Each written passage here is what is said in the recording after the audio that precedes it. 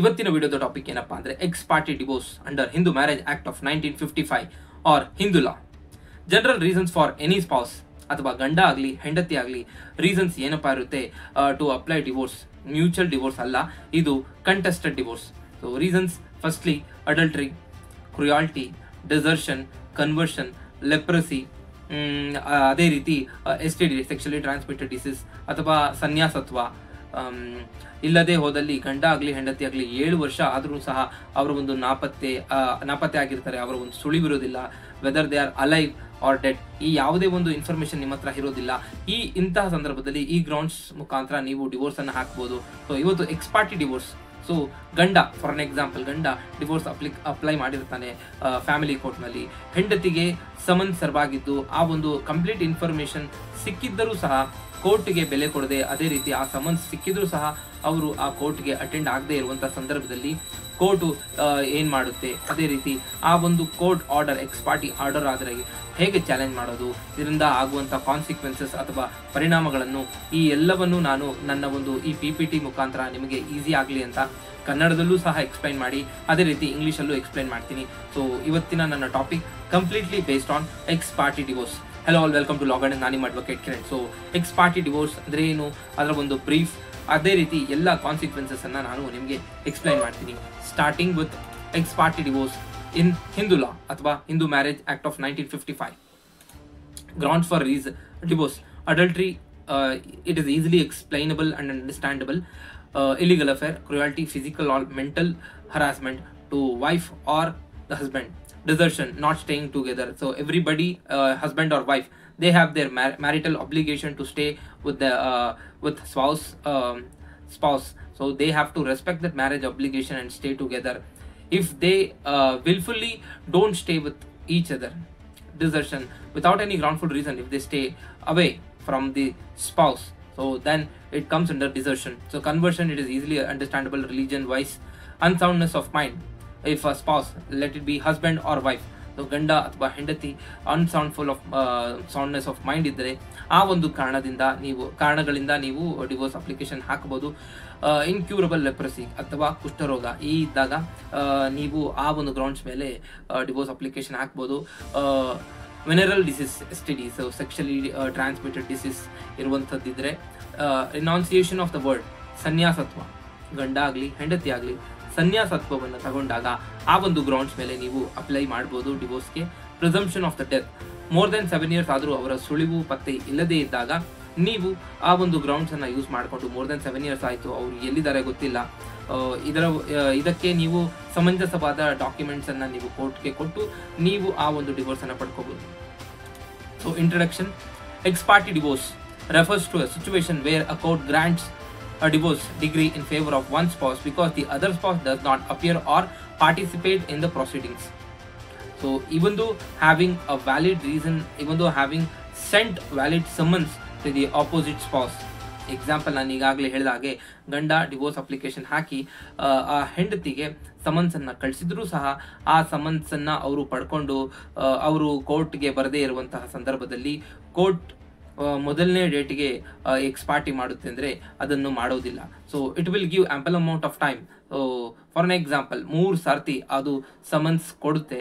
ಕೊಟ್ಟ ಮೇಲೂ ಸಹ ಅವರು ಬರದೇ ಇರುವಂತಹ ಸಂದರ್ಭದಲ್ಲಿ ಈ ಪೆಟಿಷನರ್ ಅಥವಾ ಯಾರು ಗಂಡ ಇರ್ತಾರೆ, ಸೊ ಅವರು ಅದನ್ನ ಇನ್ನೂ ಹೆಚ್ಚು ಬಲಪಡಿಸಿಕೊಳ್ಳೋದಕ್ಕೆ ಅಥವಾ ಆ ಒಂದು ರೆಸ್ಪಾಂಡೆಂಟ್ ಎಷ್ಟು ಲೇಜಿ ಇದ್ದಾರೆ, ಅದೇ ರೀತಿ ಅವರು ಬರ್ತಾ ಇಲ್ಲ ಅನ್ನೋದನ್ನ ಕೋರ್ಟ್ಗೆ ಮನವರಿಕೆ ಮಾಡ್ಕೋಬೇಕಂದ್ರೆ ಅವರು ಒಂದು ಪೇಪರಲ್ಲಿ ನೋಟಿಸ್ ಸಹ ಹಾಕಬಹುದು.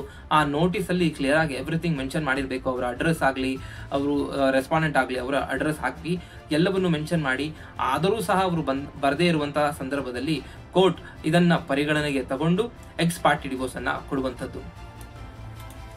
When does ex party divorce happen? Proper service of summons to the respondent. So ಈಗಾಗಲೇ ಹೇಳಿದಾಗೆ ಪ್ರಾಪರ್ ಸಮನ್ಸು ಹೋಗಿದೆ ರೆಸ್ಪಾಂಡೆಂಟ್. ಗಂಡ ಹಾಕಿದ್ರೆ ಹೆಂಡತಿಗೆ, ಹೆಂಡತಿ ಡಿವೋರ್ಸ್ ಹಾಕಿದ್ರೆ ಗಂಡನಿಗೆ. Non appearance or non response by the respondent. Even though getting valid summons, even though having all the knowledge of this divorce petition filed by the spouse, they are not responsive and they are not respecting the court, then court decides to proceed ex parte as per Order 9, Rule 6 of the CPC. So divorce under CPC civil procedure ಪ್ರಕಾರ ಅದನ್ನ ನಡೆಸುವಂಥದ್ದು, case ನಡೆಸುವಂಥದ್ದು.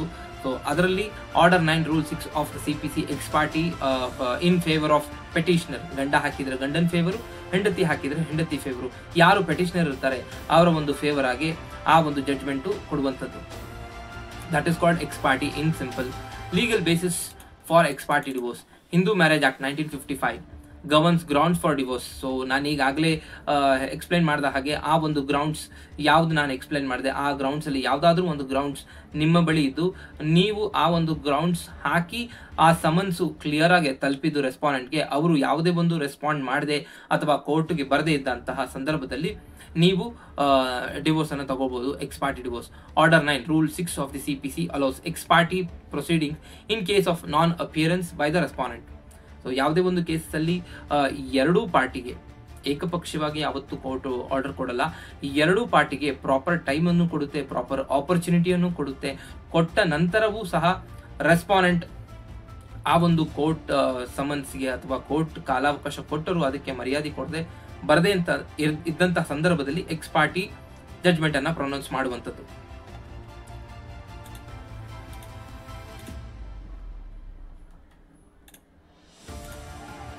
Process for ex parte divorce. Filing of divorce petition. So ಗಂಡ ಆಗಲಿ ಹೆಂಡತಿ ಯಾರಿಗೆ grounds ಇರುತ್ತೆ, ಈಗಾಗಲೇ ನಾನು explain ಮಾಡಿರುವಂಥ ಗ್ರೌಂಡ್ಸ್ ಯಾರಿರುತ್ತೆ ಅವರು ಹಾಕಬಹುದು.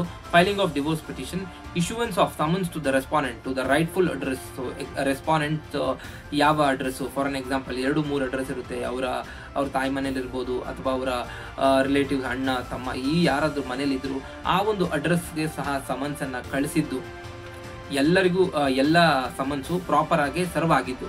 Respondents failure to appear, proper summons serve ಆಗಿದ್ದರೂ ಸಹ ಫೇಲ್ಯೂ ಟು ಅಪಿಯರ್ ಅಥವಾ ಸಮನ್ಸ್ ಹೋದ್ರೆ ಥ್ರೂ RPD ಮುಖಾಂತರ ಹೋದಾಗ ಅದನ್ನ ರಿಸೀವ್ ಮಾಡದೆ ಅದನ್ನ ಹಾಗೆ ಕಳಿಸೋದು, ಈ ಎಲ್ಲವೂ ಪಾಯಿಂಟ್ಸ್ ನಿಮಗೆ ಪೆಟಿಷನರ್ಗೆ ಹೆಲ್ಪ್ಫುಲ್ ಆಗುತ್ತೆ.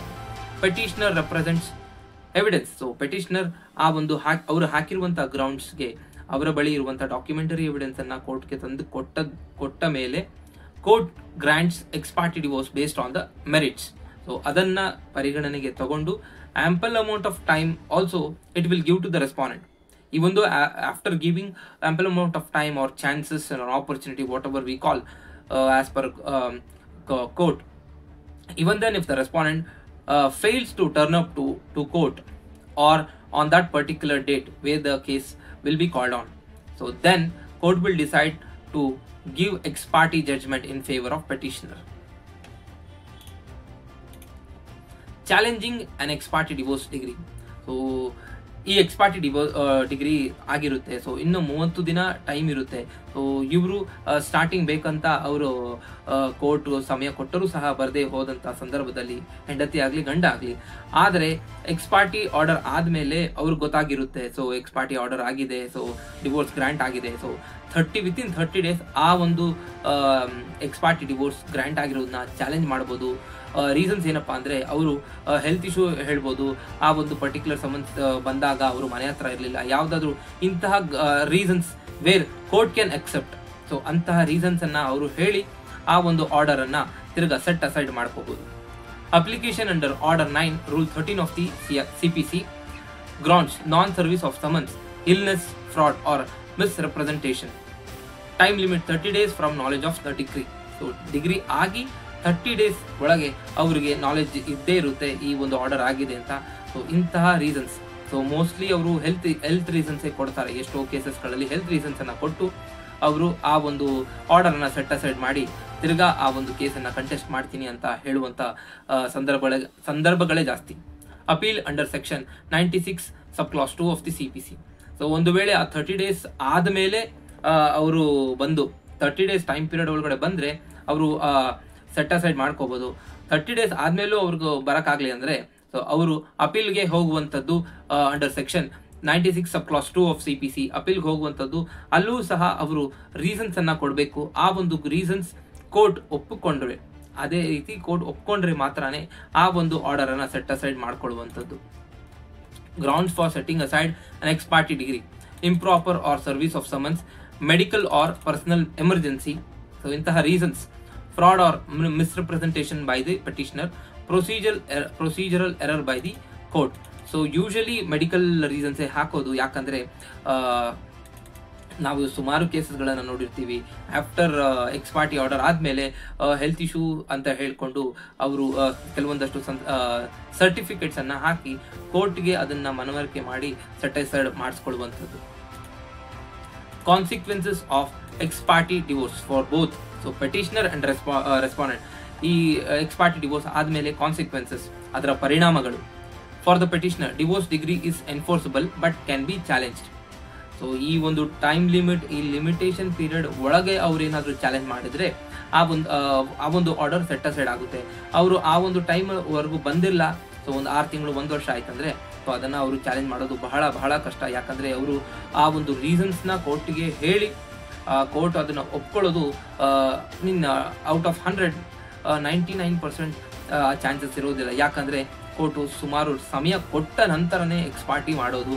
ಯಾಕಂದರೆ this is not normal case, this is a family case or divorce ಅಂದರೆ 2 ಫ್ಯಾಮಿಲಿ ಕೇಸ್ ಇರುತ್ತೆ. So it is not like a criminal case, it is more of unlike a civil case. So time ಕೊಟ್ಟು ಆ ಒಂದು ಕೊಟ್ಟ time ಅದೇ ರೀತಿ 30 days period ಕೊಟ್ಟಿದ್ರು, ಇವರು ಬರದೇ ಇದ್ದಾಗ ಅದು ಚಾಲೆಂಜ್ ಮಾಡೋದು ಬಹಳ ಕಷ್ಟ. ಸೊ ಪೆಟಿಷನರ್ಗೆ ಅವರು ಬರದೇ ಇದ್ದಂಥ ರೆಸ್ಪಾಂಡೆಂಟ್ ವೈಫ್ ಇದೆ, ಹಸ್ಬೆಂಡ್ ಬರದೇ ಇರುವಂಥದ್ದು, ಹಸ್ಬೆಂಡ್ ಡಿವೋರ್ಸ್ ಹಾಕಿದರೆ ವೈಫ್ ಬರದೇ ಇರುವಂಥದ್ದು, ಅವರು ಬಂದಿಲ್ಲ ಅಂದರೆ ಅವರಿಗೆ ಹೆಚ್ಚು ಲಾಭ ಆಗುವಂಥದ್ದು. For the respondent, loss of opportunity to present defence. So ಅವರ ಬಳಿಯೂ ಡಿಫೆನ್ಸ್ಗೆ ಎವಿಡೆನ್ಸ್, ಡಾಕ್ಯುಮೆಂಟರಿ ಎವಿಡೆನ್ಸ್ ಇರುತ್ತೆ. ಯಾವುದೋ ಒಂದು ಕಾರಣಾಂತರಗಳು ಅಥವಾ ಮೆಡಿಕಲ್ ರೀಸನ್, ನಿಜವಾಗ್ಲೂ ಮೆಡಿಕಲ್ ರೀಸನ್ಸ್ ಇದ್ದರೆ ಸೊ ಅವರ ಒಂದು ಪರವಾಗಿರುವಂತಹ ಡಾಕ್ಯುಮೆಂಟರಿ ಎವಿಡೆನ್ಸ್ ಕೊಡುವ ಸ್ಟೇಜಸ್ ಆಗೋಗಿರುತ್ತೆ. So it will be bit difficult for them again to pull up all. ಯಾಕಂದರೆ ಡಿಗ್ರಿ ಆಗಿದೆ ಲೈಕ್ ಜಡ್ಜ್ಮೆಂಟ್ ಆಗಿರುವಷ್ಟೇ. ಸೊ ಅದನ್ನು again pull up from end to first. So ಅದನ್ನು ಫುಲ್ ಮಾಡೋದು ಕಷ್ಟ. ಫುಲ್ ಮಾಡಿ ಅವರ ಡಾಕ್ಯುಮೆಂಟ್ಸ್ ಎಲ್ಲವನ್ನು ಅವರು ಕೋರ್ಟ್ಗೆ ತಿರ್ಗಾ ಹಾಕುವಂಥದ್ದು, ಅದನ್ನು ಮೊದಲಿಂದ ಕೋರ್ಟ್ಗೆ ಹಂಬಲ್ ರಿಕ್ವೆಸ್ಟ್ ಮಾಡಿಕೊಂಡು ಕೋರ್ಟ್ಗೆ ಇದನ್ನೂ ಸಹ ನೀವು ನೋಡಬೇಕು, ಗಮನಕ್ಕೆ ತಗೋಬೇಕು ಅನ್ನುವುದು ಚಾಲೆಂಜ್ ಆಗಿರುತ್ತೆ. It's a big challenge for respondent. Can face legal and personal consequences. ಅವ್ರೇನಾದರೂ ಫ್ರಾಡ್ ಅಥವಾ ಮಿಸ್ರೆಪ್ರೆಸೆಂಟೇಷನ್ ಮಾಡಿದ್ರೆ ಅದೇ ರೀತಿ ಅವರು ಸಹ ಲೀಗಲ್ ಚಾಲೆಂಜಸ್ ಅನ್ನು ಫೇಸ್ ಮಾಡುವಂಥದ್ದು, ಕೋರ್ಟ್ ದಂಡ ಹಾಕುವಂಥದ್ದು, ಕೋರ್ಟ್ ಅದರದೇ ಆದಂಥ ಕಾನ್ಸಿಕ್ವೆನ್ಸಸ್ ಅನ್ನು ಫೇಸ್ ಮಾಡಲೇಬೇಕು for the respondent. If they evade attending court case, court ಸಮಯ ಕೊಟ್ಟು ಸಮನ್ಸ್ ಕೊಟ್ಟು ಬರಲಿಕ್ಕೆ ಹೇಳಿದ್ರು ಸಹ ಅವರು ಬರದೇ ಇದ್ದಾಗ ಅವರ ಒಂದು ಈ ಒಂದು ಬರದೇ ಇರುವಂಥ ಸಂದರ್ಭದಲ್ಲಿ ಅಥವಾ ಅವರ ಒಂದು ಮೈಂಡ್ಸೆಟ್ ಅಥವಾ ಮೆಂಟಾಲಿಟಿಯನ್ನು ನೋಡಿ ಕೋರ್ಟ್ ಎಕ್ಸ್ ಪಾರ್ಟಿ ಕೊಡುವಂಥದ್ದು ಸುಖ ಸುಮ್ಮನೆ ಯಾವತ್ತೂ ಕೊಡೋದಿಲ್ಲ. ಟೈಮ್ ಕೊಟ್ಟೆ ಕೊಡುತ್ತೆ. ಈಗ ಗಂಡ ಹಾಕಿದರೆ ಹೆಂಡತಿ ಯಾವುದಾದ್ರೂ ಒಂದು ರೀಸನ್ಸ್ ಇರ್ಬೋದು ಅವ್ರು ಬರದೇ ಇರೋಕ್ಕೆ. So it will still give lot of time. ಕೊಡದೇ ಇದ್ರೂ ಸಹ ಅವ್ರು ಬರದೇ ಇದ್ದಾಗ ಆವಾಗ to challenge or to set aside ಅದನ್ನು ಆಗಿರುವಂಥದ್ದು, ಕೊನೆ ಆಗಿರುವಂಥದ್ದು ನಾವು ತಿರ್ಗಾ ಫಸ್ಟ್ಗೆ ತಗೊಬಂದು ಅವರು ಪ್ರೂವ್ ಮಾಡೋದು ಸ್ವಲ್ಪ ಚಾಲೆಂಜಿಂಗ್ ಆಗಿರ್ಬೋದು. ಆಗಲ್ಲ ಅಂತಲ್ಲ, ಚಾಲೆಂಜಿಂಗ್ ಆಗಿರ್ಬೋದು. ಬಿಕಾಸ್ ಮೆನಿ ಟೈಮ್ಸ್ ಅದು ಜೆನ್ಯೂನ್ ರೀಸನ್ಸು ಇರ್ಬೋದು. And most of the time ಅವರು ಎವೇಡ್ ಆಗಿ, ಕೋರ್ಟ್ಗೆ ಬರದೆ ಎವೇಡ್ ಆಗಿ ತದನಂತರ ಎಲ್ಲವೂ ಓಕೆ, ಇದು ಬೇರೆ ಡೈರೆಕ್ಷನ್ಗೆ ಹೋಗ್ತಾ ಇದೆ, ನಮ್ಮ ಪೆಟಿಷನರ್ ಯಾರು ಇರ್ತಾರೆ ಅವ್ರ ಪರವಾಗಿ ಹೋಗ್ತಾ ಇದೆ, ಅದನ್ನು ಹೇಗಾದರೂ ತಪ್ಪಿಸ್ಬೇಕು ಅನ್ನುವ ಒಂದು ಉದ್ದೇಶದಿಂದ ಅವರು ಚಾಲೆಂಜ್ ಮಾಡೋಕ್ಕೆ ಬಂದೇ ಬರ್ತಾರೆ. So finally conclusion. Ex party divorce is granted when one spouse fails to appear or respond in court proceedings despite proper notice while legal valid. It can be challenged by the absent spouse on valid grounds. It is very clear. ಒಬ್ಬ ಕಕ್ಷಿದಾರ ಅಥವಾ ಒಬ್ಬ petitioner ಅವರು ಒಂದು ಕೇಸ್ನಲ್ಲಿ, divorce ಕೇಸ್ನಲ್ಲಿ respondent ಬರದೇ ಇರುವಂಥದ್ದು, ಈ ಸಂದರ್ಭದಲ್ಲಿ ಕೋರ್ಟ್ ಎಕ್ಸ್ ಪಾರ್ಟಿ ಆರ್ಡರನ್ನು ಕೊಡುತ್ತೆ. ಆ ಆರ್ಡರನ್ನು ನೀವು ವಿತಿನ್ ಟೈಮ್ ಲಿಮಿಟ್ ಬಂದು ಚಾಲೆಂಜ್ ಮಾಡ್ಬೋದು. ಒಂದು ವೇಳೆ ಟೈಮ್ ಲಿಮಿಟ್ ಆಗಿದ್ರು it is still difficult. At the same time I don't tell it is impossible. With valid grounds or with valid merits, you can still challenge and you can pull up this ex parte order again to set aside, and you can challenge and ನಿಮ್ಮ ಒಂದು ಪರವಾದ documentary evidence ಇಟ್ಕೊಂಡು ನೀವು ಆ ಕೇಸನ್ನು ನಡೆಸುವಂಥದ್ದು. So ಇಲ್ಲಿಗೆ X party ಡಿವೋರ್ಸನ್ನು ನಾನು easy and clear and crisp ಆಗಿ ಎಕ್ಸ್ಪ್ಲೈನ್ ಮಾಡಿದ್ದೀನಿ through the use of PPT. So ವೀಕ್ಷಕರೇ, ನಮ್ಮ ಒಂದು ಚಾನೆಲ್ನಲ್ಲಿ ಕಾನೂನಿಗೆ ಸಂಬಂಧಪಟ್ಟಂತೆ ಹಲವಾರು ವಿಡಿಯೋಗಳು ನಾನು ನಿಮಗೋಸ್ಕರ ಹಾಕ್ತಾ ಇದ್ದೀನಿ. ಸೊ ನಿಮಗೆ ಏನಾದರೂ ಲೀಗಲಿ ಇಶ್ಯೂಸ್ ಇದ್ದಾಗ ಅಥವಾ ಲೀಗಲಿ ರೆಮಿಡೀಸ್ ಬೇಕಾದಾಗ ನೀವು ನಮ್ಮನ್ನು ಕಾಂಟ್ಯಾಕ್ಟ್ ಮಾಡಬಹುದು. ನಮ್ಮ ಕಾಂಟ್ಯಾಕ್ಟ್ ನಂಬರ್ ಡಿಸ್ಕ್ರಿಪ್ಷನ್ ಬಾಕ್ಸ್ನಲ್ಲಿ ಇದೆ. ಸೊ ಇದನ್ನು ಹೇಳುತ್ತಾ ಜೈ ಹಿಂದ್, ಜೈ ಕರ್ನಾಟಕ. ನಮಸ್ಕಾರ ಎಲ್ಲರಿಗೂ. ಬಾಯ್.